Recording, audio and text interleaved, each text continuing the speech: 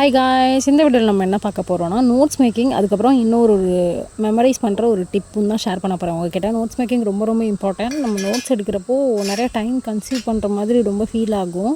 But notes making வந்து நமக்கு எப்பயுமே கை கொடுக்கும். ஃபர்ஸ்ட் ரீட்டில் ஆரம்பித்து ரிவைஸ் வரைக்கும் ஒரு எக்ஸாம் போகிறதுக்கு பிஃபோர் ஒரு 1 hour or 2 hours முன்னாடி கூட நம்ம ரிவைஸ் பண்ணிக்கிட்டு போயிட்டு இருக்கலாம். அந்தளவுக்கு நமக்கு கை கொடுக்கும் நோட்ஸ் மேக்கிங். ஏன்னு கேட்டிங்கன்னா அதர் சோர்ஸ்லாம் நம்ம அங்கங்கே தேடி தேடி படிக்கிற மாதிரி இருக்கும். இது அப்படி கிடையாது. இந்த டைம் கன்சியூம் பண்ணுறது வந்து அங்கே ரிவிஷன் பண்ணுறப்போ நமக்கு ரொம்ப டைம் சேவ் பண்ணும். ஏன்னா நம்ம எல்லா விஷயத்தையுமே ஒரே பேஜில் நம்ம எழுதி வச்சுருப்போம். அதனால வேணும்னா ட்ரை பண்ணி பாருங்கள் இந்த மெத்தடு. அதுக்கப்புறமா வந்துட்டு ரெண்டாவது விஷயம் என்னென்னு கேட்டிங்கன்னா மெமரைஸ் டிப்பு வந்துட்டு சில பேர்த்துக்குலாம் வந்துட்டு மறக்கும் இல்லையா?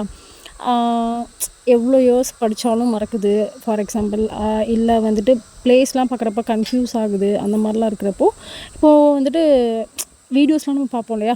வீடியோஸில் வந்துட்டு இந்த பிளேஸ் இந்த இது அந்த மாதிரிலாம் சொல்கிறப்போ நம்ம காதால் கேட்குறதுக்கு வந்துட்டு நமக்கு நல்லா ரிஜிஸ்டர் ஆகும். ஒரு 2 or 3 times வந்துட்டு ரீவைண்ட் பண்ணி நம்ம கேட்டோன்னா நமக்கு சப்கான்ஷியஸ் மைண்டில் போய்ட்டு ரெஜிஸ்டர் ஆகிடும். வேணும்னா ட்ரை பண்ணி பாருங்கள். நானும் இந்த மாதிரி வீடியோஸ் பார்த்துட்டு எனக்கு மறக்கவே மறக்காது. ஒரு 3 times நான் பார்த்தாலே எனக்கு நல்லா ரெஜிஸ்டர் ஆகிரும்.